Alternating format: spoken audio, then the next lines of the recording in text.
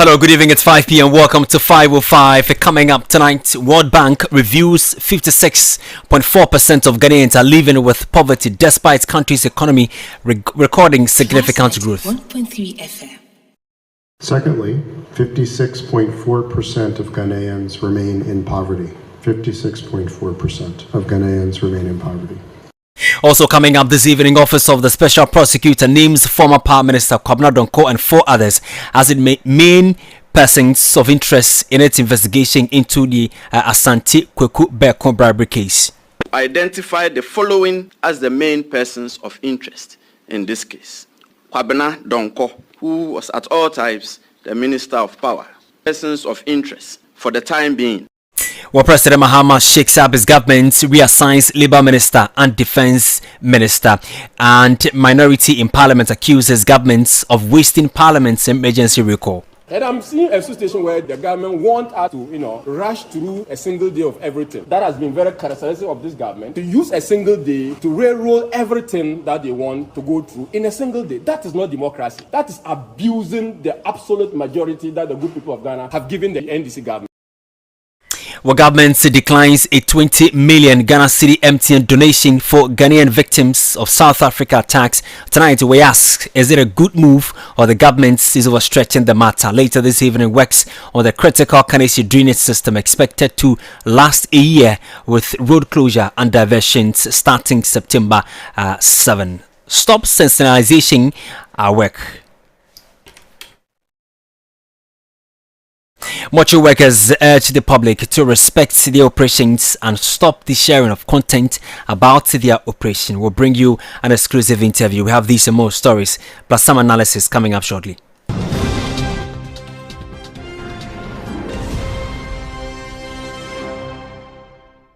This bulletin is coming to life from our studios here. Digital address GO0423598, North Laboni, Third Adi Walk on Class 91.3 FM in Accra, Real 11 Who FM 92.5, Hills 91.7 at Dakulubuti in the Volta region, Max Empire 96.9 at Bazwa in the Upper East region, Dagon FM 102.5 in Tamale, Radio Power 96 in Spain. We're live on Facebook.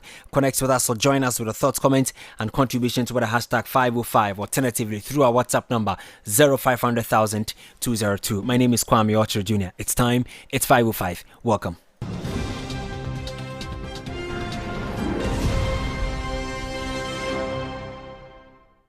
Now to the very first story. The World Bank says 56.4% of Ghanaians are living in poverty despite the country recording strong economic growth. And the bank says the figure highlights a disconnect between Ghana's headline economic performance and the living conditions of a large section of the population. Speaking at the launch of the 2026 Ghana Economic Updates, the World Bank Country Director for Ghana, Liberia and Sierra Leone, Robert O'Brien, said spatial disparities are also widening while growth is being driven by sectors with limited capacity to create jobs. He says addressing these structural challenges will be critical to ensuring that Ghana's economic recovery translates into improved livelihoods, more jobs and broader economic opportunities. Take a listen. Ghana is not out of the woods yet. The recovery remains structurally incomplete. The fiscal surplus was achieved largely through expenditure compression. Capital spending was 38% below budget, which is not a sustainable path to growth and development. The report offers a clear message. Sustained fiscal consolidation over the medium term will require strengthening revenue mobilization. Domestic revenue mobilization has been a challenge for Ghana for a very long time. Secondly, 56.4% of Ghanaians remain in poverty. 56.4% of Ghanaians remain in poverty. And spatial disparities are widening. A disconnect between the headline growth that is yet to reach most of the population. Thirdly, growth is led by sectors with limited employment absorption relative to its growing young population entering the labor market in the next decade. A structural imbalance that also demands urgent attention.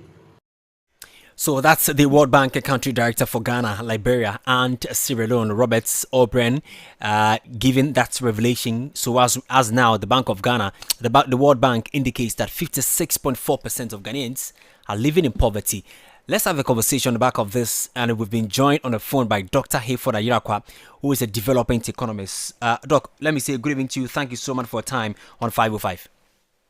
Pleasure having you. Good evening to your cherished listeners. This is what the World Bank revelation is. Now, what does this finding that 56.4% of Ghanaians remain in poverty tell us about, first of all, the quality of Ghana's economic growth? Well, if you ask me, I am not surprised by this report because there have been anecdotal reports confirming some of these indicators. Now, what this means, we should all be very worried about the kind of policies we are putting in place for ourselves as a country.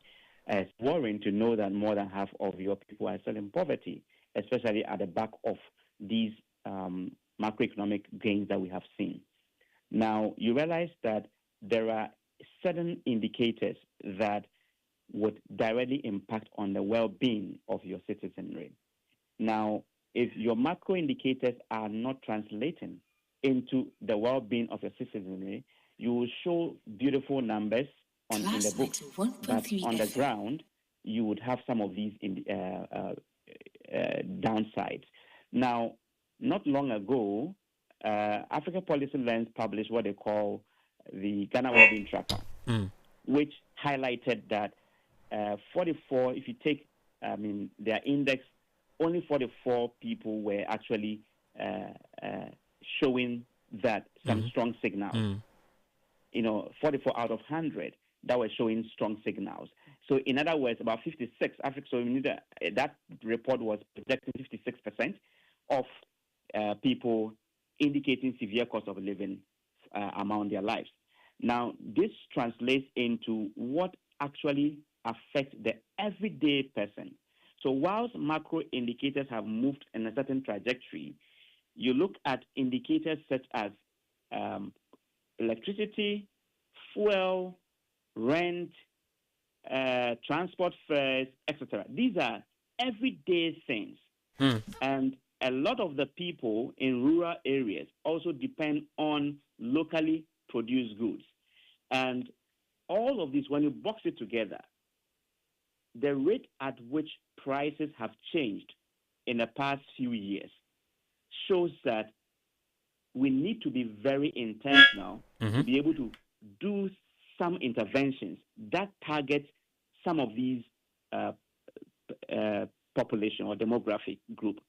And at the moment, government has focused largely on key macro indicators like exchange rate, if you take an exchange rate reserves, etc. Now, these are good, but this does not translate directly into the jobs and into the well-being issues. An area like agriculture, which I have indicated time and again, agriculture at the moment is contributing the least to our GDP, national cake. But it is also the area absorbing the most people. So if you are telling us that 56% of our people are still in poverty, it tells you how we are doing within that sector. So government must pay attention to policies that target people within the sector where they are found the most. And that is within the agriculture sector. And that is why I think that this government's policy on 24-hour economy, especially Grow 24, and then the transport on the water lake would have been an excellent plug-in that would help address some of these gaps that the World Bank is flagging. But unfortunately, at the moment, that is not the focus of the 24-hour economy. Even though the Secretariat says they are not involved in the building of markets. But that is what we know. That's what we are hearing. So the policy as outdoors is different from its implementation. And that missing gap is contributing to all of these indicators that the World Bank is flagging. Interesting.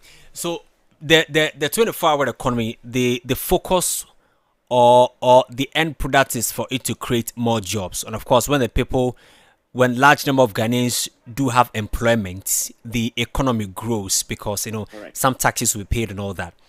Right. Now, you've talked about agriculture, which is giving us not contributing much to the GDP.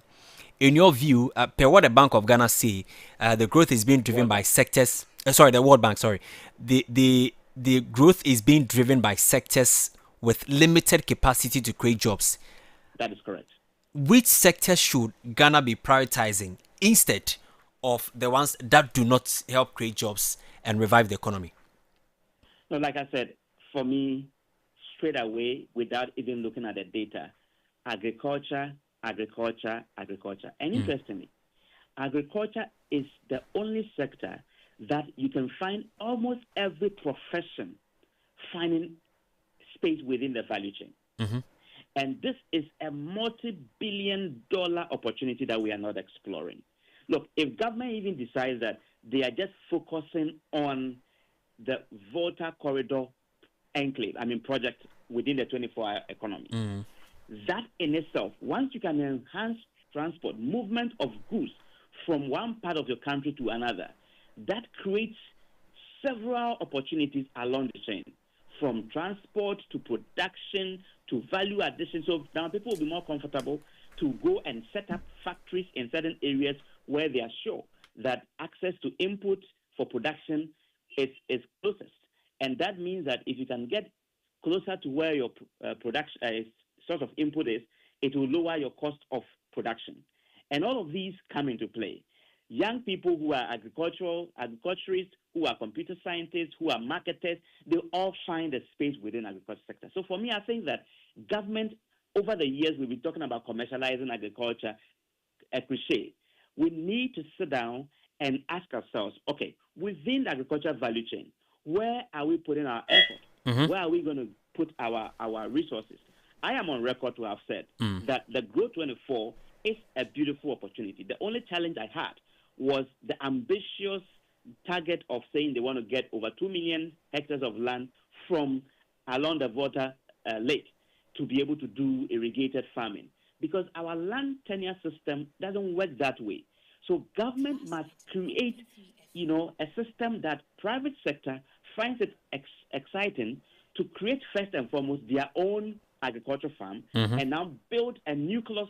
They have the nucleus farm, and then build an outgrower scheme around their farm. So if government can do a number of this at specific locations, enclaves, provide incentives, this is how, in no time, if I am in school and I'm guaranteed that, look, I can go here and be involved in Korea, in aggregation, in data, in analyzing markets and telling where goods are needed here and there. Now you begin to create a certain mindset shift among your young population who are curious, who are eager and hungry to doing things.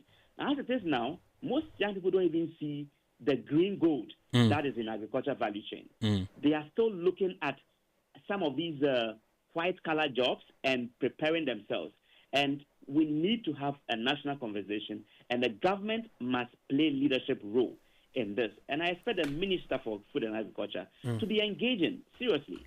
That way, we can create a lot of jobs that will have trickling multiplier effect. So imagine if in a year we are able to create even 10,000 jobs as a result of this, and each of these 10,000 hires just 5 people as a result, direct employment. This is how it starts. And before you know it, you have created several multiple enterprises who are in themselves absorbing other people. That, I think, should be the focus. And government must not be fixated by showing the Ghanaian people how good the books are looking. At the end of the day, to what extent or to what use are your macro indicators if your people are hungry? Fantastic. That was where I was coming to, and I'm glad that you mentioned how policymakers can also come in to deal with this matter, especially when government touts its achievements with the continuous fall of inflation. So we know that inflation 4.6% in July, down from 5.3% in June. Where should policymakers begin from in terms of creating more jobs, like you've indicated? You've mentioned Agric Ministry, of course, government in general do have a key role to play by using this data from the World Bank. So, that it is time we have a balance of all sides. So government, the macro indicators are very important because you also want to show that you are managing the economy where to attract critical investment into the economy. So that we must pursue. But you don't pursue macro indicators at the expense of your own domestic growth. Now, as a result of the aggressive exchange rate regime that has been pursued by the current administration, and I mean by the Finance Ministry and the Bank of Ghana, you realize that imports have become cheaper. And so people are actually buying a lot of goods. And most of these goods that we are buying are all creating the jobs outside of your country. Because anytime you buy something that is not produced in your country, it is creating job or making another person wealthier outside of your country. The reverse. So it is good to look at that. But at the same time, once we are all now beginning to consume imported products, we are killing domestic production. So as policy direction, we must be interested in promoting domestic production. So, for example, government can have a policy that says that, look, for all government purchases, and if you take the national income accounting, government is one of the major players in that equation. A government decides that everything government must be locally sourced unless we cannot find a substitute locally before we think about going forward with dealing with an imported brand or a product. Now, once you do that, even though import might be cheaper for the average household, and so as rational beings, they would pursue what they consider to be a perfect substitute. But government is being intentional because they also are a signatory to several international treaties. So government is being intentional in making sure that he is or she's promoting the consumption of locally manufactured goods. And if government alone decides that I'll consume what is produced locally, that is huge market for these businesses to still remain competitive. And that is how you can build with intentionality. So to start with, I think government, the Minister for Finance, must, as a matter of urgency, look at this report and take it in good faith and decide to issue, or government can issue an executive instrument to say that all MMDs, including all the ministries, anything procurement, and that also goes to Public Procurement Authority, anything procurement must be locally procured, unless you can find that. That way, you are creating market. For example, rice producers, maize producers, and all that, you are automatically creating market for them. Before, if you add any additional margins, then they will stay in business. But otherwise, as it stands, they are laying off their employees, they are closing down certain aspects of production because it's no longer competitive. Right. And so that is one angle that I would say government should focus on. Doc, let me thank you so much for your time this evening. So that's Dr. Kwame Okyere Jnr, who is a development economist helping us in this development. This is 505 Young Class 91.3 FM in Accra.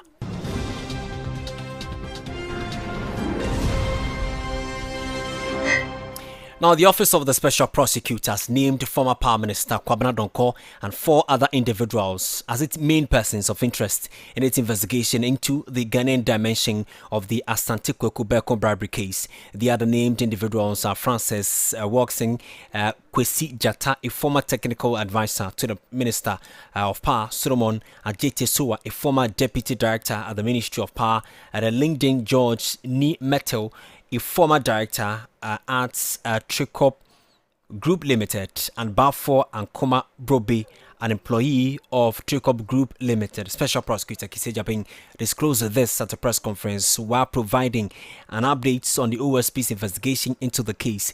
The development follows the conviction of Asante Kwaku Beko by a federal jury in Brooklyn, New York on August 3, 2026 over a bribery scheme involving more than $1 million. Listen. Here. The nature of the evidence and the applicable law determine whether prosecution should be commenced in Ghana or otherwise. That is to say, the conviction of Asante Kwaku Beku in the United States does not provide automatic basis for the prosecution of identified persons who acted with him under Ghanaian law. The circumstances of the case are such that the actions of Beku may not necessarily establish culpability in other persons under Ghanaian law. The OSP will not prosecute a person solely on the basis that the person's name appears in proceedings conducted in another country. Equally, the OSP will not hesitate to prosecute such persons where the evidence establishes a proper basis for so proceeding. As I stated earlier, we have been carefully investigating the Ghana dimension, and our public silence has not meant inaction. Our involvement with the case and the evidence so far enable us to identify the following as the main persons of interest in this case. 1, Kwame Donko, who was at all times the Minister of Power. 2, Francis Walkson Kwesi Jata, at all times the technical advisor to the Minister of Power. 3, Solomon Ajete Sowa, at all times a deputy director at the Ministry of Power. Lyndon George Niso Metal, at all times a director at Tricop Group Limited. And Bafo Ankuma Brobe, at all times an employee at Tricop Group Limited. These are our persons, our main persons of interest for the time being. Other persons of interest include some present and former employees of Volta River Authority, Ghana Great Company Limited, Electricity Company of Ghana, Public Utilities and Regulatory Commission, and some staff of the entity formerly known as the Ministry of Power. Please bear in mind, and this point should be strongly emphasized, that the person of interest is not necessarily a suspect. The two categories, person of interest and suspect, are distinct investigative classifications and should not be treated as interchangeable. Then again, identification in either category does not constitute criminal culpability or conviction until guilt is proved beyond reasonable doubt to the satisfaction of a court of competent jurisdiction. So, we should be circumspect as to how we report this announcement and how we treat the named persons of interest. Still on this case, we have heard talk and from official sources that the OSP should not be the institution investigating the matter, and that the OSP lacks the capability and track record to investigate the matter. This begs the obvious. The institution, which provided significant assistance to the successful prosecution of Beku in the United States, rather lacks the capability and track record to investigate the Ghana dimension, and that other institutions, which were not even involved in the matter, are more competent than the OSP. Once again, Uchiro Kwadua, na wajinimrika. So that's the Special Prosecutor Kise Jabe. Well, he has defended the performance of the Office of the Special Prosecutor, citing millions of cedis and dollars recovered, public funds saved, and dozens of corruption cases under investigation and prosecution. Mr. Jabin said the OSP's performance should be assessed against measurable outcomes, including investigations, prosecutions, asset recoveries, prevention of financial losses, and reforms to a system vulnerable to corruption. As at 31 December 2025, the OSP was conducting the prosecution of 33 persons and had 79 cases at full investigation stage and 161 other cases at the preliminary investigation level. The OSP had secured 7 convictions at the same time through court-sanctioned plea bargains. The performance ledger transcends convictions and cases under investigation. Our mandate is not only in respect of investigations and prosecutions. It includes the recovery of assets and taking steps to prevent corruption. And by December 2025, the OSP had secured financial recoveries including 8.5 million cedis and $2 million, in addition to substantial movable and immovable assets in ongoing proceedings. The OSP has saved the nation billions of dollars in its work in the assessment of the risk of corruption especially in relation to our natural resources and the potential loss of sovereignty over same, and our seaports. The OSP also safeguarded Tema Oil Refinery from being pawned off, and it is now in operation after years of inactivity. This was the OSP's work. The OSP's intervention in the customs sector has led to a reimagination and institution of a more robust auction of items system and a huge reduction in the often abused customs advance ruling regime in aid of the recouping of more revenue. The OSP's shake-up of the government payroll system has saved the nation a little over 100 million cedis so far. The OSP has saved the nation more than 20-fold the total amount of money released to its census establishment, and it has thereby fully paid for and far above the resources invested in it. Special Prosecutor Kisi Ejabing.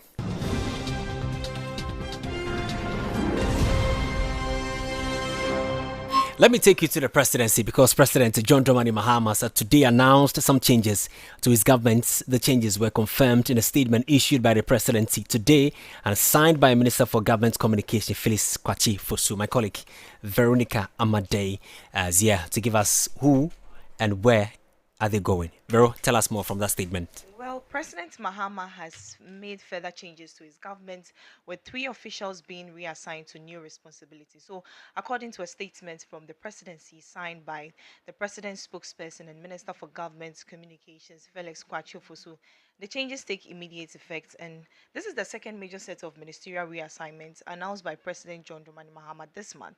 On August 7th, President Mahama announced changes affecting a number of key portfolios. As part of that reshuffle, Kenneth Gilbert AJ was reassigned from the Ministry of Works and Housing and Water Resources to become Minister for Defense, and President also moved Ahmed Ibrahim, who was the Minister for Local Government, Chieftaincy and Religious Affairs, to take charge of the Works, Housing and Water Resource Ministry. And then August 7 changes also saw the nomination of Zenata Agyemang-Rawlings as Minister for Environment, Science and Technology, while Mahama Yariga was nominated as Minister for Local Government, Chieftaincy and Religious Affairs. So those changes comes as part of the president's decision to make further adjustment to his ministerial team. Now, in the latest announcement released today, August 26, 3 more officials have been reassigned. The first change concerns Dr. Abdul Rashid Hassan, who has been moved from the Ministry of Labour, Employment and Job Creation to the presidency as Minister of State for Special Initiatives. He has also served as Labour Minister since February 2025. He's also the Member of Parliament for Wa Central and also previously served in government in different portfolios. And so during the administration of former President John Ivas Atta-Mills, may so rest in peace, he also served as Minister of State at the Office of the President and later as Minister for Youth and Sports. So he also served in previous Mahama administration in a ministerial capacity, giving him previous government experience before his appointment to the Labour Ministry in 2025. So taking over from him at the Labour Ministry is Emmanuel Kwejo Ejekum, the Member of Parliament for Nkrasa South. He was previously serving as Minister of State for Special Initiatives. So in effect, there has been a change in the official response for the 2 portfolios, with Mr. Ajekum moving to the Labour Ministry and Dr. Pelpo taking over Special Initiative. Mr. Ajekum will now be responsible for the Labour, Employment and Job Creation portfolio, which covers areas including employment policy, labour relations, workers' welfare initiatives aimed at addressing unemployment. And the third change involves Ernest Broja Jemfi, who has been serving as Deputy Minister for Defence. He has now been reassigned to presidency as Presidential Advisor on National Resilience and Emergency Preparedness. So Mr. Broja Jemfi was appointed Deputy Minister for Defence in 2025 after being nominated by President Mahama and subsequently approved by Parliament. Before his appointment to the Defence Ministry, he had been experienced, in both public and private sectors. So he worked with National Trust Holding Company and also Information Services Departments, and also served as Public Relations Officer for the Ashanti Regional Coordinating Council. So during his time at the Defence Ministry, he participated, in a lot of activities relating to administration, welfare and operational needs of personnel of Ghana Armed Forces. So his new role will now focus on advising presidency on issues relating, to national resilience and preparedness for emergencies. So as we speak now, Dr. Abdul Rashid moves from Minister for Labour, Employment and Job Creation to become Minister of State for Special Initiatives. Emmanuel Kwejo Ejekum moves from Minister of State for Special Initiatives to become Minister for Labour, Employment and Job Creation. Okay. And Ernest Broja Jemfi moves from Deputy Minister for Defence to become Presidential Advisor on National Resilience and Emergency Preparedness. So the presidency says all three reassignments takes immediate effect. Very well, thank you very so much for giving us the breakdown of who and where they are going. So that's the statement from the Office of the Presidency, signed by Phyllis Kwakye, the Minister for Government Communication. Let me take you to Parliament, because the minority in Parliament has challenged the majority's justification for the slow pace of business during the ongoing 5-day emergency recall to the House. The minority says the fact that ministerial nominees are scheduled to be vetted tomorrow cannot be used as a reason for Parliament to adjourn early, arguing that vetting is the responsibility of the appointment committee and does not require the entire House to sit. According to the minority, Parliament was recalled to undertake several urgent businesses, including the consideration of the Banks and Specialized Deposits Taking Institutions Amendment Bill 2026. Speaking on the floor, Minority Chief Whip Frank Anodonpre questioned why Parliament had not proceeded with the bill, which he said was among the key businesses identified by the Speaker for the emergency recall. He argued that the House should be told why the bill was not being taken, rather than spending a few minutes in a plenary and adjourning. Listening to what transpired in Parliament earlier today. Mr. Speaker, tomorrow will be another hot day for our majority leader and Dr. Zenato and other 12 judges. And as early as 9 a.m., we'll start vetting. So, Mr. Speaker, I will plead I move for this House to be suspended so that we prepare towards tomorrow. We adjourn this House tomorrow. Very well. Motion has been moved for adjournment. Any seconder? Speaker, the vetting is a standard practice in this House, and my good friend knows the vetting will not be done by the entire House. It's done by the vetting committee. So to say that tomorrow there will be vetting, I'm not sure your intent is to say that because of that we should go home early. Just for the records. The Right Honourable Speaker had indicated that we limit this recall to certain key businesses. Amongst them is the Banks and Specialized Deposit Taking Institution Amendment Bill. That was part of the business that was prior agreed. I've seen it's here. It's advertised on the order paper. I cannot understand if you won't take the Energy Minister. Energy Minister, I'm not sure you have to define you as a friendly friend because your bill is not going to be taken. The Bank of Ghana bill is part of the essential businesses to be prosecuted. And it's here. My respected Deputy Whip, you should be telling this House why we are not taking this business. You should be telling this House, other than just saying we walk in less than 2 minutes and we should adjourn under 24-hour economy. So that's the Minority Chief Whip Frank Anodonpre, who also doubles as the Member of Parliament for the good people of Nsawam Aduajiri. My colleague Zita Okwan joins me on the phone. Zita, tell us more from Parliament. Well, KOJ, immediately after the Minority Chief Whip Frank Anodonpre challenged the Majority Caucus to explain its failure to execute government business despite the emergency recall of Parliament, the Member of Parliament for Wale Wale, Dr. Mahamatai Abdul Kabir, and other members of the minority immediately held a press conference on this particular issue. First, they described that 75% of emergency sitting have lost in this emergency sitting that has been called. They also accused the majority of wasting parliamentary time despite the Speaker's emergency call of the House. And addressing the press,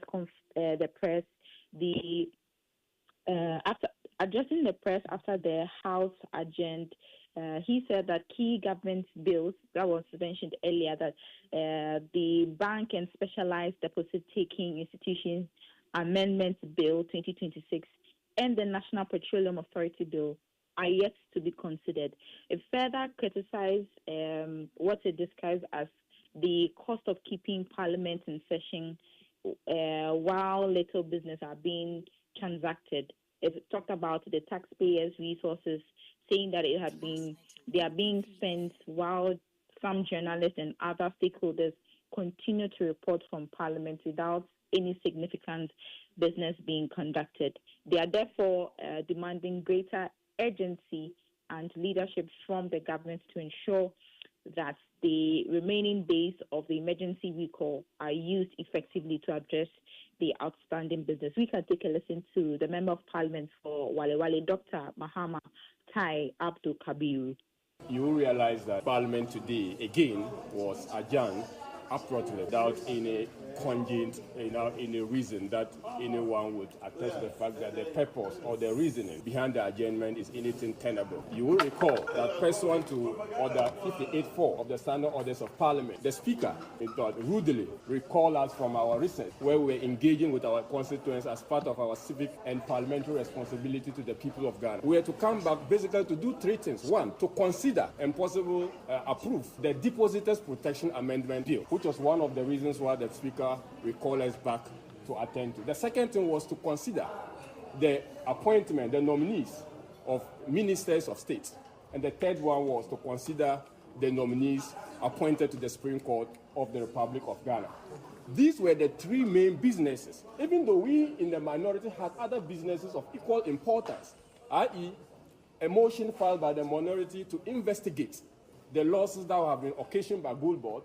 The Speaker was very clear when we met on the first day, on Monday, that he wanted to limit the business of the House to those matters that necessitated the recall of Parliament.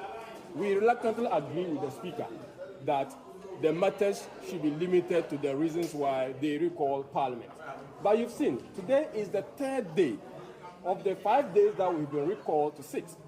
Effectively, we have wasted about 75% of the time that we're supposed to use and consider the urgent matters, i.e. emergent matters that they say we should consider.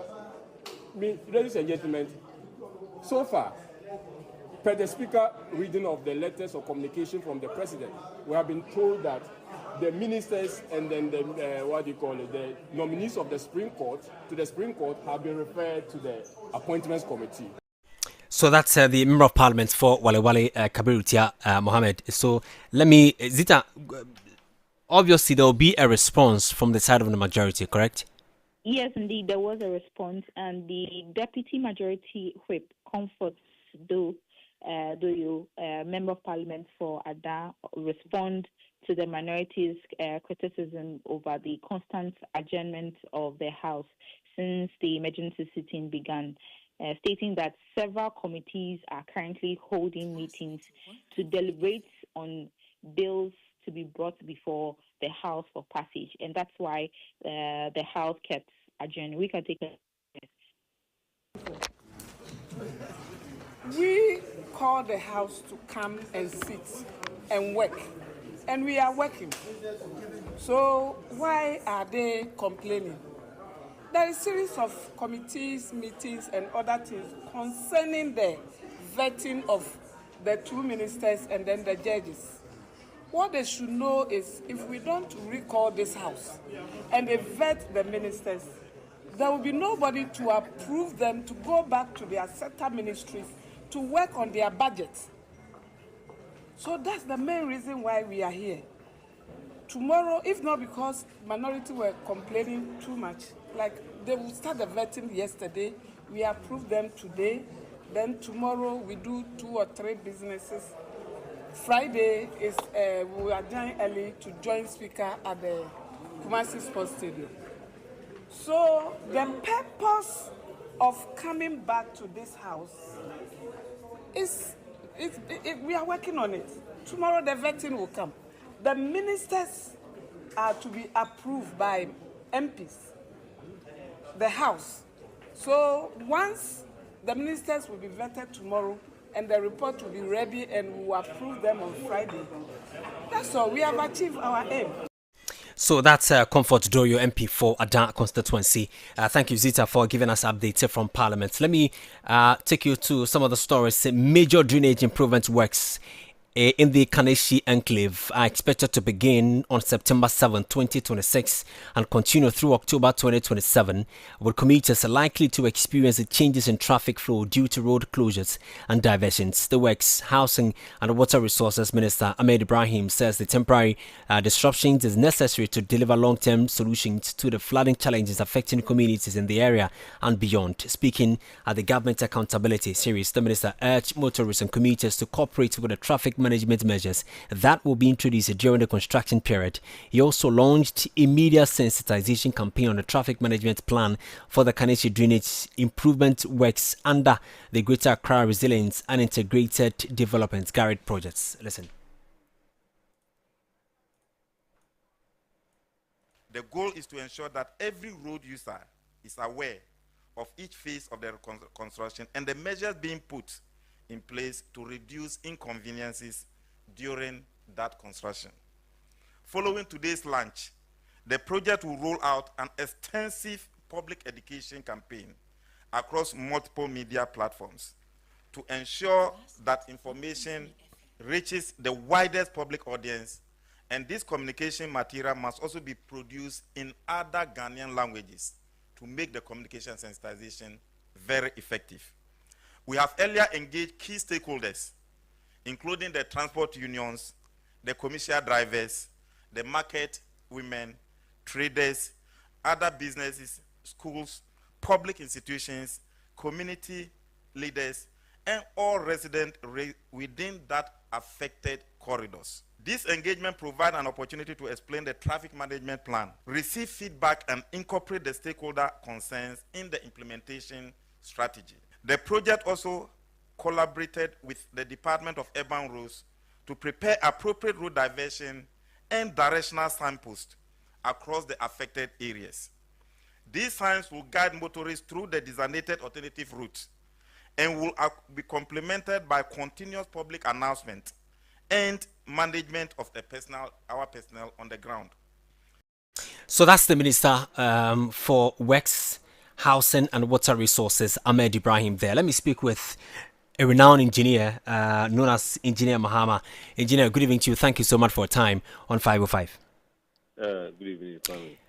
Thanks for having me. Great. So we experienced heavy floods in June, July. This is the step government has taken after an assessment by a committee put together by President. First of all, what do you make of this move by the government under the Garrett project?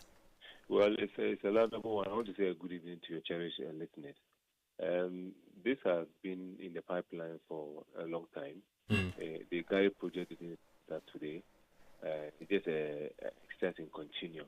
But it looks like the government has moved a step further to prioritize the activity or the construction of the additional Garrett project to be able to accommodate the kind of flood water that we receive or inundate the capital.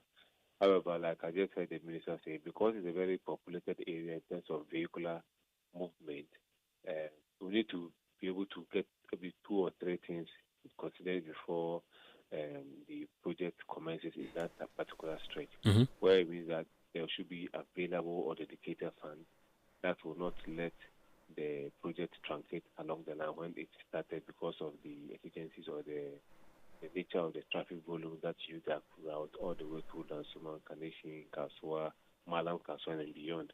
That's one of the major roads that leads to the central and then the western corridors of the country.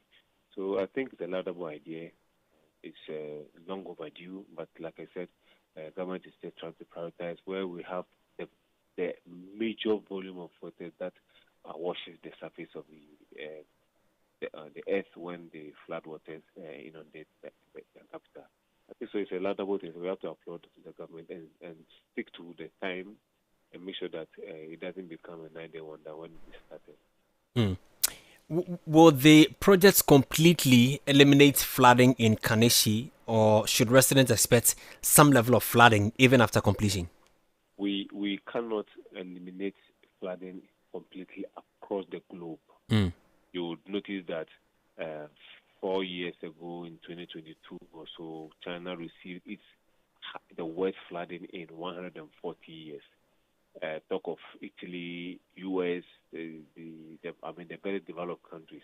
What we expect is that when the flood waters inundate the Kandishi and all the low-lying areas, the effect is drastically reduced, and then the water get to its logical end in terms of discharge into the sea or the low-lying area or the wetlands in earnest, so that the waters will not build up. The issue is that when the water delays in its transfer from its origination to the origin to the destination, if the longer it stays, the higher the volumes it builds up. Mm-hmm. So, but when we have reasonable discharge points, what it means is that the water, before the water rises to a certain level, would have already been discharged into the reasonable basins and the wetland. That also means that whatever activity is being executed by government, the drains will not function if we don't look at where the water is going at the tail end. There's a transition between the wetland before it gets into the sea. So if all these Gary projects have their dedicated endpoints and we have obstructions in those endpoints, it will matter do about nothing. So as they are doing this construction, it's only proper that the discharge points must be also be policed so that we can have a reasonable time to be able to traverse the water from the origin to the destination. Mm. What specific engineering interventions would you expect to be undertaken under this project? Of course, there's something they call the catchment area. They have anticipated a certain volume of runoff, and they have done some what we call maybe 50 years design, 100-year design. So in the 50 years, you're expecting a certain volume of water or a certain rainfall pattern to bring a certain volume of water or precipitation. So all this thing has been factored, and I'm sure that when the engineers are talking about this design, and before you can size the column, the storm drains that are supposed to intercept all this water, they look at this hydrological engineers come in and look at the catchment areas. They look at the uphills water running down. They look at the pattern of rainfall, and then they get this meteo data to add to whatever they have to before they even size their drains. So these are all been done. So there's nothing like any other thing that has to come from me. What it means is that, like I said, if you are able to get the size of the drains correct, but the water is obstructed at the tail end, it's much ado about nothing. So in as much as the minister has tabled out all the activities that we conducted, I think we are in a safe hands. But the discharge point must be taken into consideration and well addressed. And the other thing is that the traffic management plan, like I said, and the sensitization must keep on. And motorists should also bear with government that we must face a certain difficulty to be able to get a very good result at the end of the day.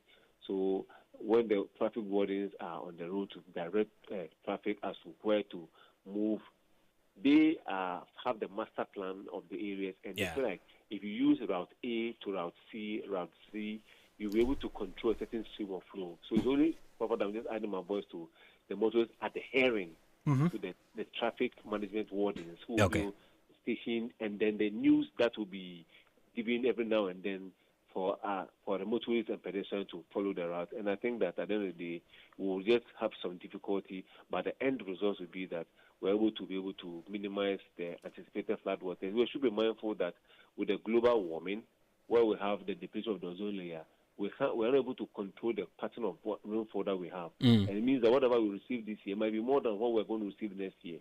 So it's only proper that these activities are being done in the right time for us to have a period. I think we have to applaud government for coming in after 2 months to assess whatever it is to move into action and do some construction to minimize the effect that we are confronted with every year. Engineer, I'm grateful for your company this evening. So that's Engineer Mahama, who is a well-known civil engineer, helping us with this conversation. This is 5 with 5 here on Class 91.3 FM in Accra, across the country and across the world on classfmonline.com. Let me take a quick commercial break. When I come back, we have more here on 5 with 5.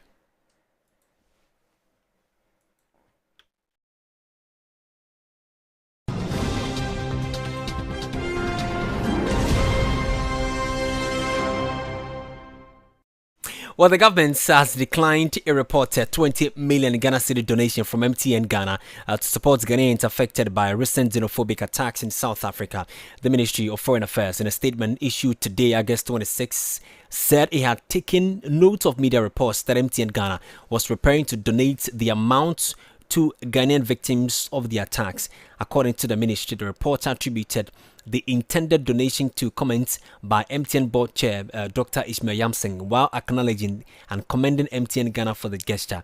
The government said it had decided not to accept the donation because it had already made arrangements to finance the evacuation and reintegration of Ghanaians affected by the situation. Let's go on the phone line and speak with Farouk Al-Wahab, who is an international relations and diplomatic consultant. He joins us on the phone. Farouk, good evening to you. I'm grateful for your time on 505. Let me have your reaction to government's move not to take this amount of money. Yes. Let's say I'm a little bit surprised of the actions of the government. Why? See, we are dealing with two things. We are dealing with emotions and we are dealing with realities. The emotions is that, yes, South Africa did not treat Ghanaian citizens well. The emotions is that the country is angry diplomatically. We've shown the red eye. In fact, we have also declined even members of the government of Cyril Ramaphosa visiting Ghana. All had been done. Now, if a company, which is an individual company, that have shown over the years, over the times, that they are in support and they've done a lot of things with Ghana, i.e., take Black Stars, take the Black Princesses, take the under 20, and a lot of things that have happened in this country, national or nation Ghana. The MTN company had actually, I must say, distinguished themselves in supporting such kind of activities. Coincidentally, it happens to be a South African company. But then if they are bringing money, called 20 million Ghana cedis, if even it's 2 cedis, let me put it that way, and the government declines that amount, what are we trying to do? We are trying to stage a protest that you are part of the South African company. Or South African company. But let us also understand that MTN is not part of South African government. So therefore, if the country would decline money that is the company is giving, we have to do a throwback and reverse the entry and ask how many years have they been in the system, how long and how many times have they supported activities staged by the Republic of Ghana. Now, if we bring that one in perspective, you would say that is one of the companies that have distinguished herself as far as helping Ghana in our assignments are concerned. At that time, regardless of the issue with South African xenophobic attack.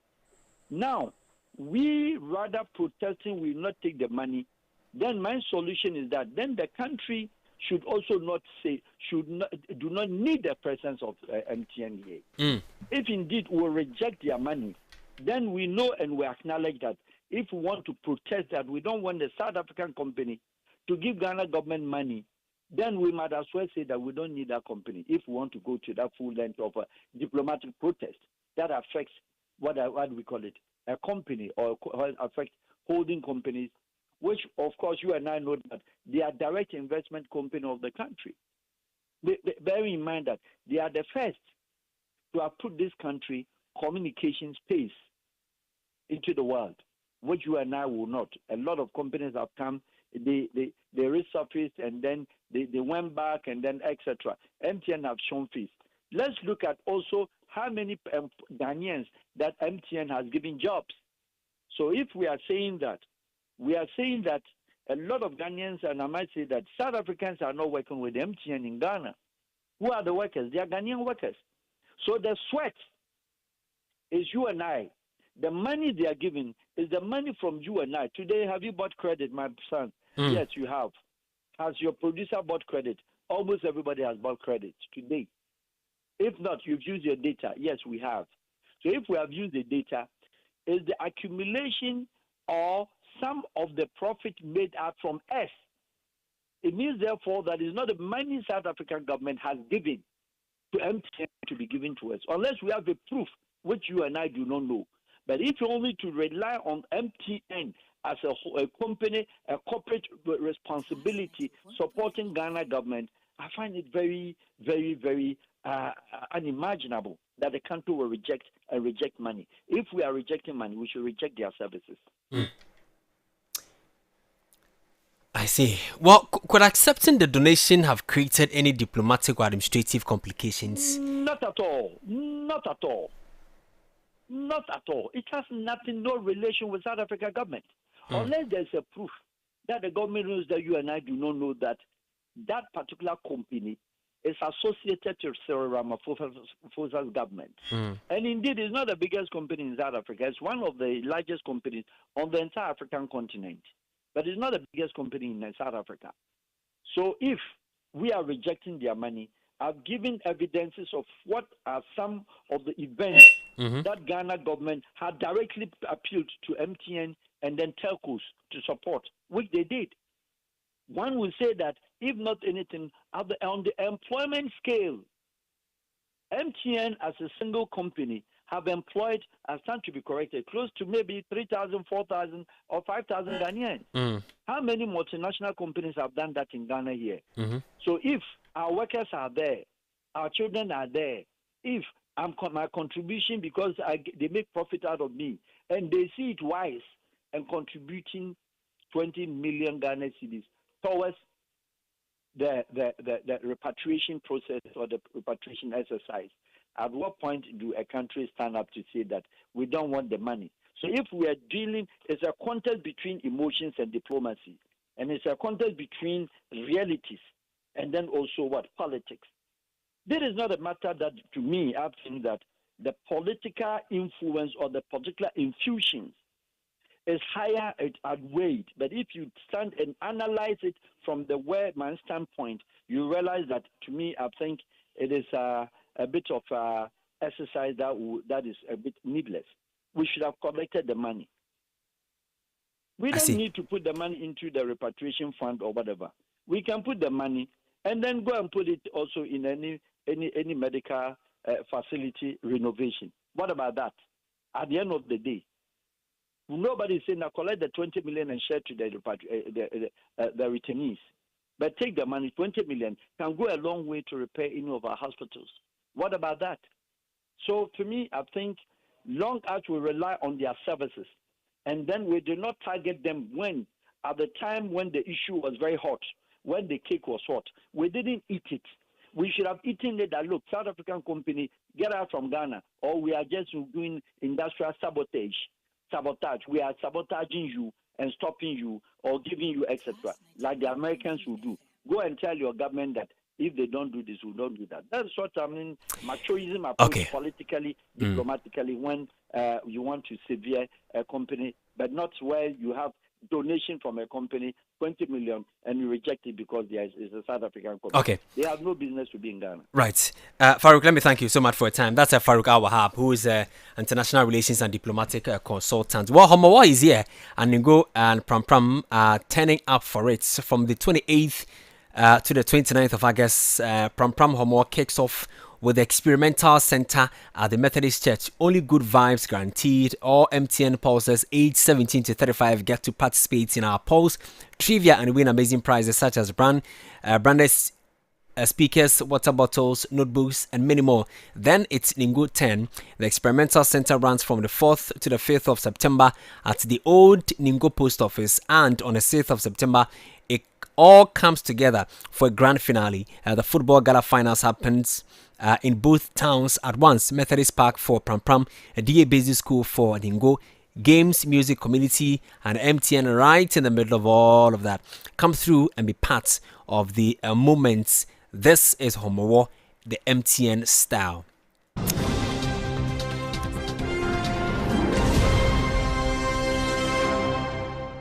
Well, this is 505 here on Class 91.3 FM in Accra, across the country, across the world, on classfmonline.com. Well, at work and the day is dragging in lectures and your brain is signed out. On the move and traffic is down, doing its own thing, or you are just waiting for the next meal to save you, whatever the snack moment, Minimi Achomo is the answer. Crunchy, tasty, Ghana Chomo. You can enjoy anytime your day needs a reset. Minimi Achomo, taste the fun. Grab yours now. This advert is approved by the Food and Drugs Authority. Of course, so you know that is certified by the FDA. That's our wrap up 505 here on Class 91.3 FM in Accra, across the country and across the world on classfmline.com. Mr. Mauto is here. We'll drive you home safely. My name is Kwame Okyere Jnr. We'll do the same time tomorrow at 5 p.m. Good evening.